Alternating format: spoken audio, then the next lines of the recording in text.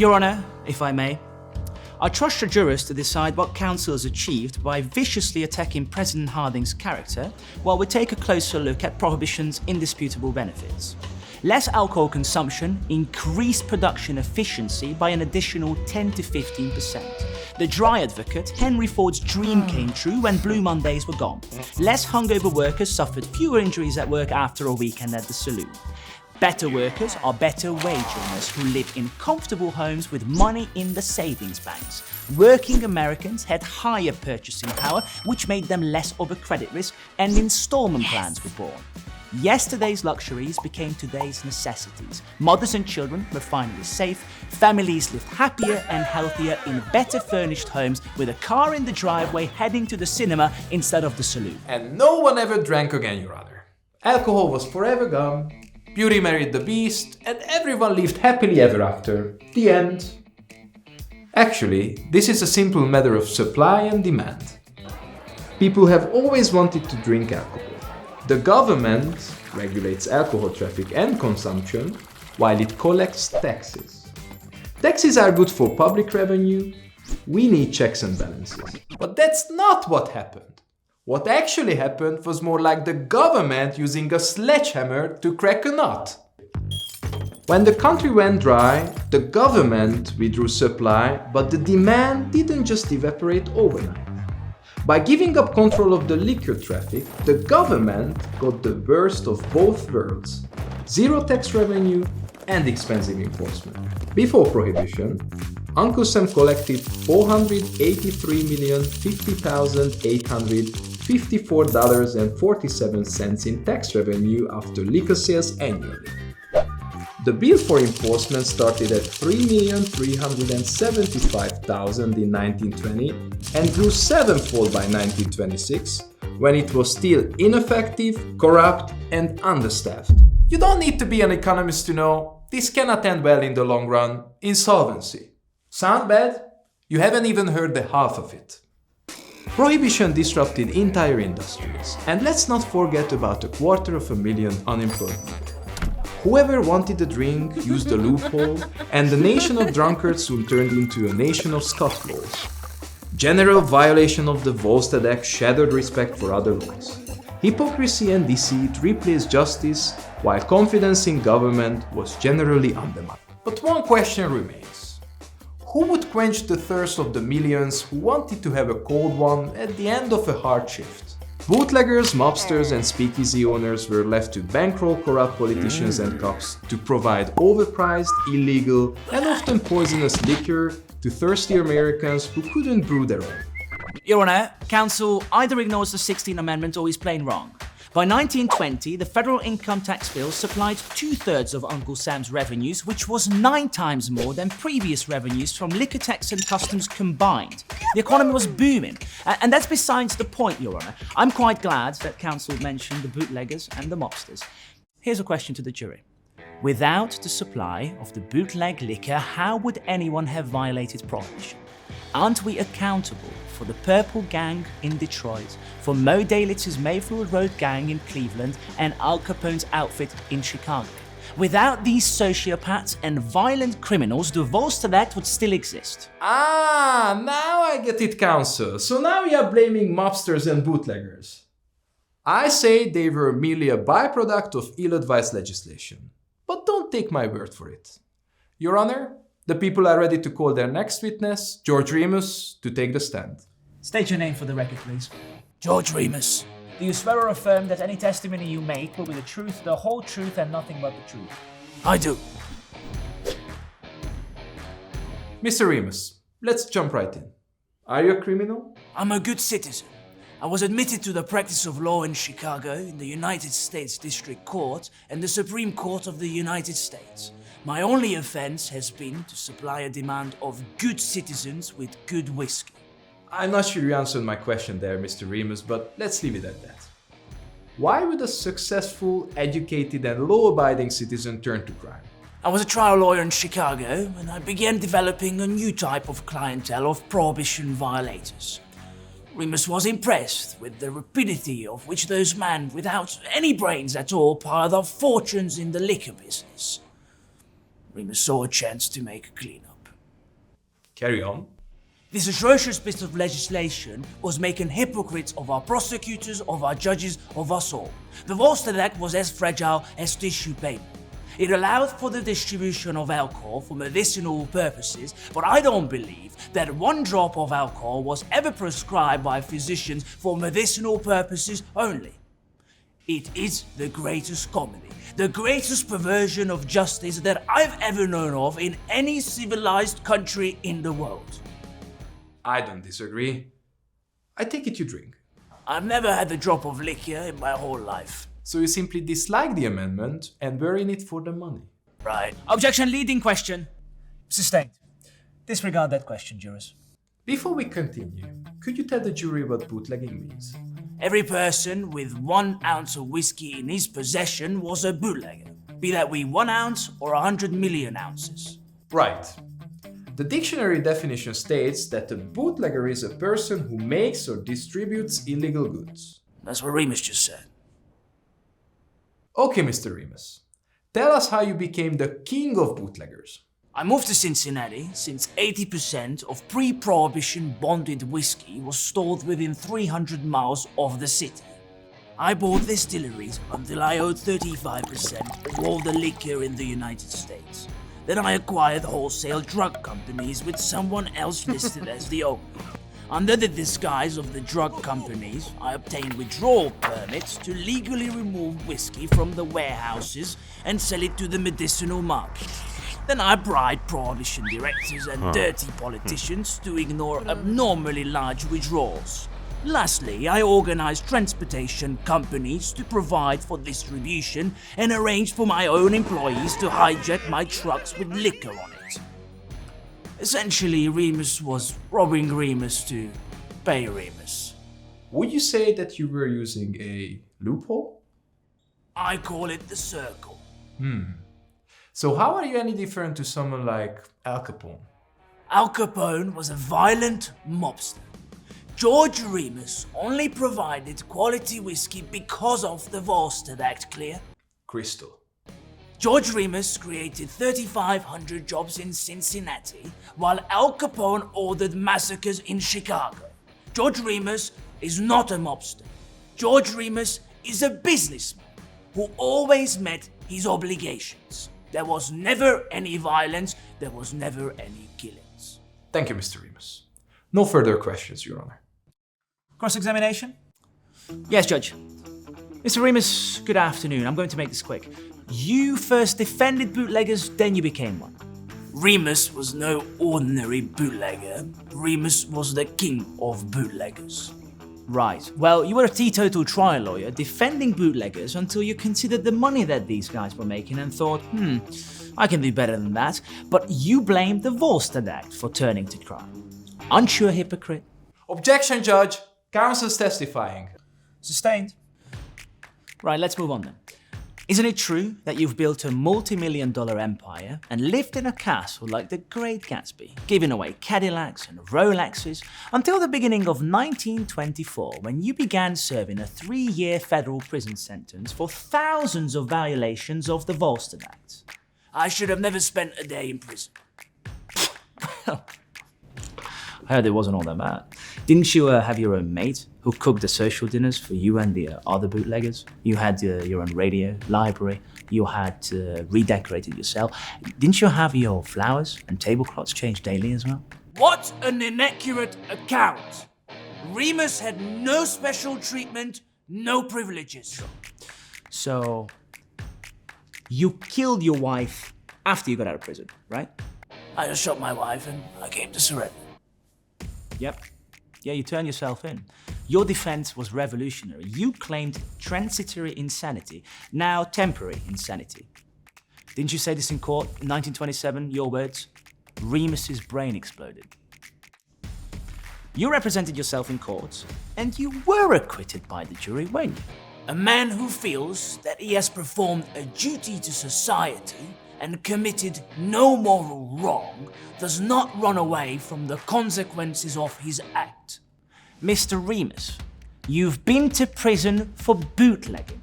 You've killed your wife and you supplied Al Capone and dozens of other mobsters with bootleg liquor, but you claim to have done no moral wrong. I wonder if you would do it all over again. There is not enough money in this world to ever again place me in the position that I am in today. That's what I thought. Thank you very much, Your Honor. No further questions. If you will, Your Honor, George Remus was a product of Prohibition, and he wasn't its only profiteer. The Volstead Act's careful language had more loopholes than Swiss cheese. Everyone found a way to drink. Many claimed to be rabbis so they could distribute wine to congregations that didn't exist. Priests doubled as bootleggers to save the wine industry. Doctors handed out $3 alcohol prescriptions like painkillers. Farmers were allowed to continue brewing their hard cider. Thousands sold their home brews, while the rest of the country was still debating what was considered to be an intoxicating liquor. There were so many illicit establishments in New York alone that regular folks had to put signs on their front doors to prevent late-night drunks bursting through looking for a speakeasy. Gang violence infested almost all major cities.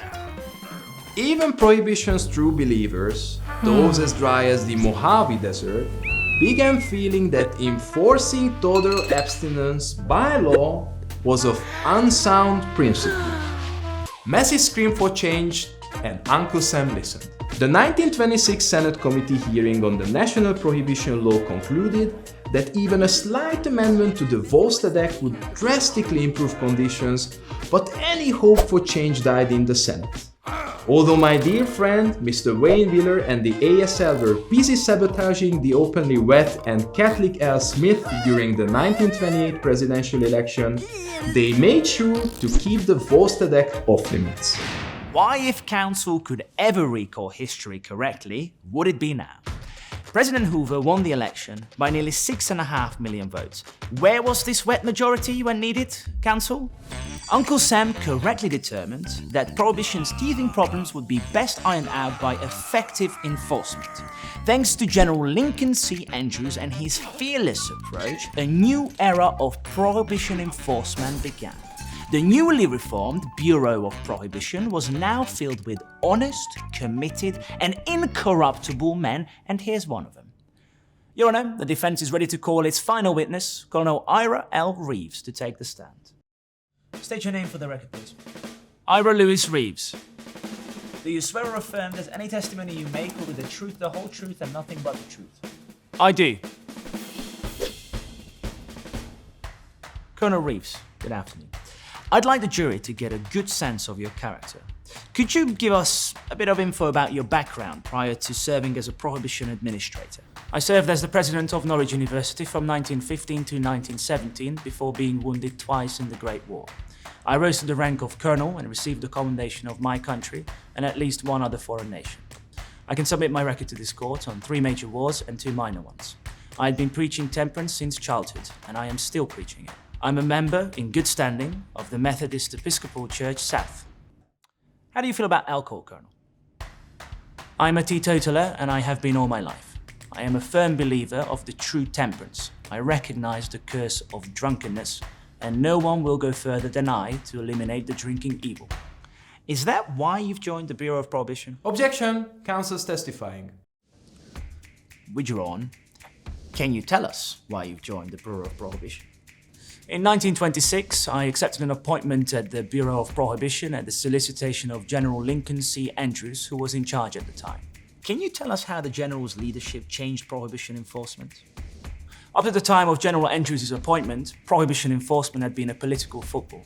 But by being an army officer, the General naturally implemented a direct and effective system of enforcement. The most efficient, and in all probability the most conscientious administration Prohibition ever had was under General Andrews. I understand, Colonel. So what was your role exactly? I was first sent to New York for a brief course of training and then assigned as deputy in charge of New Jersey before being appointed administrator in full charge of the 4th District. Can you describe some of the common violations of the Volstead Act that you've witnessed? My agents made anti-alcohol raids, padlocked speakeasies, shut down stills, breweries, bottling plants, and other illegal operations like rum running. How involved were you in these operations, Colonel? I personally led over 400 raids myself. And how would you describe your work ethic towards prohibition enforcement? I often worked 18 hours a day for 2 to 3 weeks at a time, doing my office duties during the day and raiding at night. I took my duties with the honest conviction that within a few months I would be able to make bootleggers and their kind as scarce as snakes in Ireland. Colonel, could you tell us some of your most notable achievements while working at the Bureau? We've seized tanks and stills in Atlantic City with a gross capacity of 19,000 gallons. On another occasion, we captured 20 vats of ale in various stages of brewing, and we were also responsible for one of the largest wine seizures in the United States, totaling around 20,000 gallons. Colonel Reeves, were you ever in any danger? I received a great many threats that I would be shot or hanged or meet some other form of violent death if I didn't cease my energetic efforts. Quite a few of these threats came through the mail, some through the telephone. They had no effect on my activities whatsoever. Colonel, on the final question here, have you ever accepted anything that could be considered a bribe? Never. Thank you. The defense rests your honor. Colonel Reeves, thank you for being here today. Do we agree that everything has a beginning and an end? Depends. Well, Council focused on the beginning, but I want to talk about the end.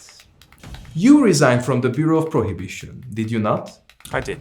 You, an honest, dedicated and zealous agent with incorruptible integrity. You resigned, right? Objection, Judge. As unanswered. Overruled. I resigned. Can you read the highlighted section, Colonel? May I approach the witness? Yep. Judge, may I approach? Let him finish.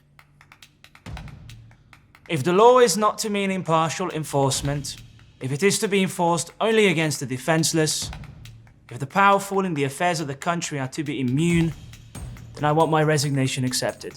That's fine there, thank you. Isn't that the last paragraph of your resignation letter to the Bureau of Prohibition? Objection, best evidence rule. Overruled. It is. I think you owe us an explanation for resigning after only 8 months on the job, Colonel. Why would you say something like that? Objection, Judge, irrelevant. Judge, we all need to know why the Colonel resigned. Judge, can we have a quick recess? Denied. Answer the question, Colonel. The bootleggers were willing to pay $150,000 to get me to resign. The entire sum had been raised with the intention to pay me to resign, and if I refused, it would be used against me to effect my dismissal. I eventually did resign, but not through the efforts of the bootleggers and the crooked officials. So why did you resign? Before long, I discovered myself in a whirlpool of disloyalty, intrigue, espionage within and without the service, graft, lack of sympathy from the public, lack of support from Washington, double-crossing everywhere, and cutthroat tactics on the part of those who I had every right and reason to expect support from the top down and from the bottom up. Hold on, Colonel, just a second. You said that no one would go further to eliminate the drinking evil than you. What happened? Did you give up? Or are you saying that this law was unenforceable? Objection calls for speculation. Overruled. I realize that the 18th Amendment may have been legally adopted, but it was never morally adopted. For any criminal law to be enforceable, it must have a preponderance of public sentiment behind it, but it had none. All it did was to prohibit several 100,000 good citizens from making an honest living. It increased rather than decreased the use of alcoholic beverages. So men like you, Colonel, a principal teetotaler, a preacher and a temperance advocate and a former bureau administrator, you change your mind about prohibition? Yes. So ultimately, Colonel, you ended up fighting for repeal and becoming an executive board member of the Crusaders, a pro-repeal, anti-prohibition organization, correct? Yes, that's correct. Thank you, Colonel. No further questions. The people rest, Your Honor. Your Honor, if I may, the Colonel has clearly given up. Men like him could have prevented the 1929 St. Valentine's Day massacre when Al Capone's man infamously delivered one of the bloodiest hits on Bugs Moran's gang, but where was he then? Luckily, not everyone abandoned their post, and President Hoover established the Wickersham Commission to study and recommend changes to the 18th Amendment if necessary. The highly respected 11-member group unanimously agreed that enforcement, and certainly not repeal of the amendment, was the way forward. What people really didn't like were the consequences of the October 24th Black Thursday and the beginning of the Great Depression. Your Honor, Prohibition was on its last leg way before Black Thursday and the beginning of the Great Depression. I'm not sure if Council's aware, but as a result of Prohibition, Uncle Sam was losing nearly $900 million in alcohol-related taxes annually. This money went to the bootleggers and mobsters instead of balancing the books. And I'm glad that the Hoover administration was mentioned. President Hoover ignored the Commission's report and flip-flopped on Prohibition just before the 1932 presidential race. He declared his support towards repeal and still lost by a landslide. The Democratic candidate Franklin D. Roosevelt famously said just a week after his inauguration, "This would be a great time for a beer." At the beginning of his famous 100 days, he modified the Volstead Act to legalize light beers and wines before signing the 21st Amendment, which immediately repealed the 18th. And finally, on the 5th of December 1933, Prohibition was deader than Elvis. Thank you, counsels. Now that we have arrived at the end of this trial, both the people and the defense are ready to deliver their closing statements. The people may begin. Ladies and gentlemen of the jury, do you need to hear more? Fine. Prohibition was the single greatest error of judgment and a complete failure, period. An ill-born concept without compromise, built largely on hypocrisy. You cannot legislate morality. It is impossible. Try regulation, education, compassion, and public support, and you will spare yourself from an unnecessary learning curve. You won't turn half the nation into criminals needlessly drinking poisonous booze provided by real criminals who are protected by crooked officials. Would you vote for a bill destined to blow up the deficit to wartime levels? Would you want to be a juror bribed in a courthouse toilet by a mobster? Who could possibly say that 13 years of this hell was absolutely necessary? But I think there is something we can all agree on. No happy marriage ever ended with a divorce. I have good faith in you, jurors, and thank you very much. Thank you, counsel. I think we ought to remind ourselves why we're here today. We can pick holes in the 18th Amendment all day long, fine, there were plenty. But let's not forget that Prohibition was the mechanism of social engineering which resulted in today's social norms. The idea of a happy and healthy family, consumer culture based on credit, and even the way we date are just a handful of examples. Before Prohibition, women couldn't enter saloons. Now they were discussing who to vote for while drinking Manhattans in fancy bars. Speakeasies and nightclubs generated jazz culture and the beginnings of international American soft power, a global cultural shift. How could we put a price tag on reducing domestic violence? Are we really supposed to approach social progress like an accountant? Without Prohibition, Americans wouldn't understand the positive downstream impact of regulation. People learned what regulation means, what it does, and why it's important. Without Prohibition, we would have never earned a beer with FDR and the middle class with his New Deal. In fact, American liquor consumption didn't reach pre-Prohibition levels until the mid-1970s. The 18th Amendment, along with the 1924 immigration law, conformed American society, producing the happy homes into which the baby boomers were born. Real change takes time. The men and women who move society are also a product of it. I trust your judgment, jurors, and thank you very much.